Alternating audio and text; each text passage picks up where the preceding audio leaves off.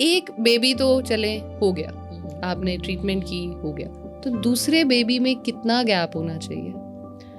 इसके बारे में हम डिफरेंट जो सोसाइटीज़ हैं उसमें डिफरेंट आंसर्स हैं. ठीक है. जो बेस्ट आंसर है वो ये है कि whenever you are ready to conceive another baby and Oh. take another responsibility. If you are ready within 3 months, you can go for another conception. लेकिन अगर हम अपनी मेडिकल या जो साइंटिफिक वे से इसका जवाब दें तो during whole of the pregnancy the mother becomes depleted of all the vitamins and minerals and all the nutrients. क्योंकि हमारे यहाँ प्रेग्नेंट फीमेल्स भी बहुत ज़्यादा अपनी डाइट के बारे में कॉन्शियस नहीं होती. उन्हें दुगना खाना खिला दिया जाता है लेकिन quality of that food is never considered. तो मदर जब वो न्यूट्रिएंट डिप्लीटेड है और उसके साथ में वो उसने 3 महीने या 6 महीने ब्रेस्ट फीड भी करवाया है लेकिन साथ में आयरन सप्लीमेंट्स नहीं लिए, कैल्शियम सप्लीमेंट्स नहीं लिए, मल्टीविटामिन्स नहीं लिए, तो वो अभी न्यूट्रिएंट डिप्लीटेड फेज में है. तो उन्हें चाहिए कि वो पहले अपने सारे के सारे लेवल्स रिप्लेनिश कर लें और उसके बाद वो दोबारा कंसीव करें ताकि जो नया बेबी वो बेयर कर रही हैं वो किसी भी तरह से एक डिप्लीटेड एनवायरनमेंट में ग्रोथ ना ले रहा हो.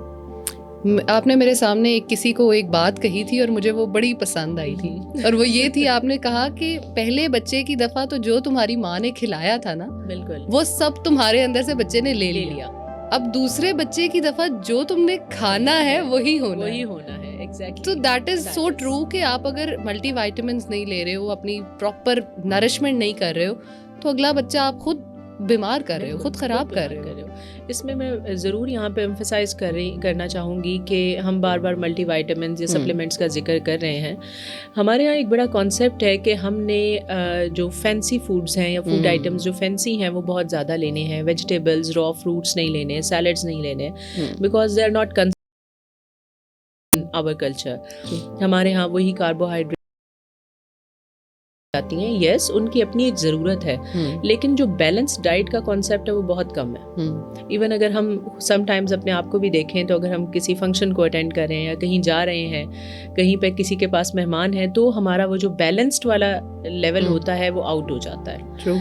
तो आप अगर अपनी डाइट न्यूट्रिएंट्स ले सकते हैं और अपनी न्यूट्रिशन को प्रॉपर कर सकते हैं तो दैट्स फाइन इनफ. आपको बहुत ज़्यादा सप्लीमेंट्स लेने की ज़रूरत नहीं होगी.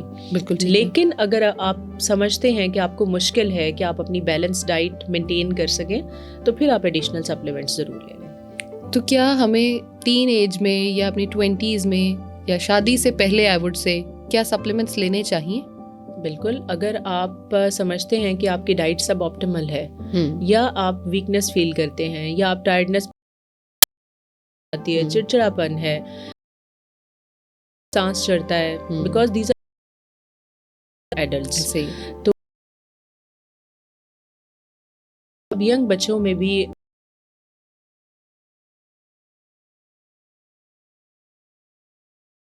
बहुत कम है इन बच्चों.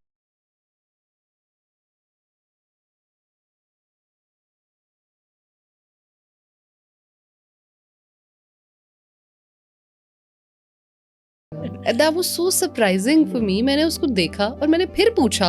I thought मेरे कानों ने शायद कुछ गलत सुना. मैंने उससे फिर पूछा.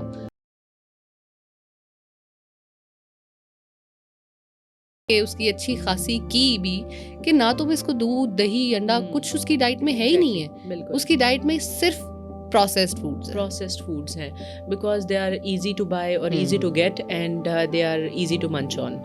और इसमें देखा जाए तो जो कोल्ड ब्रेवरेजेस हैं उनका बहुत बड़ा रोल है.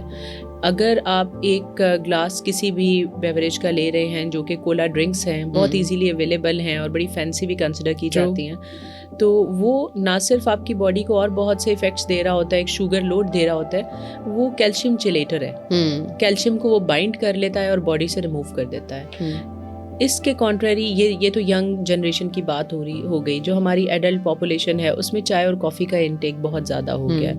तो चाय और कॉफ़ी अगेन एक आयरन और कैल्शियम चिलेटर है. वो बॉडी में से कैल्शियम और आयरन को ड्रेन कर लेती है and now you need supplements. अगर आप दिन में 1 गिलास दूध पी रहे हैं लेकिन आप 3 कप कॉफ़ी के पी रहे हैं तो बैलेंस आपका आउट हो जाएगा डेफिनेटली. अच्छा, हम ये भी तो कहते हैं कि मैंने चाय और कॉफ़ी के 2 कप पी लिए हैं तो दूध का इंटेक मेरा पूरा हो गया. वही यही तो बात है कि वो उसको समझ नहीं पाते कि वो कैल्शियम जो दूध के थ्रू ले रहे हैं, क्योंकि हमें कैल्शियम चाहिए, हमें न्यूट्रिएंट्स चाहिए, जो माइक्रो न्यूट्रिएंट्स और मिनरल्स मौजूद हैं दूध में वो चाहिए। जब आपका टी या कॉफ़ी के अंदर जो केमिकल कंपाउंड्स होते हैं वो उसको बाइंड कर लेते हैं तो वो जिस्म में अवेलेबल ही नहीं रहते, सो कैल्शियम डेफिशिएंट हो जाती हैं मदर्स और यंग गर्ल।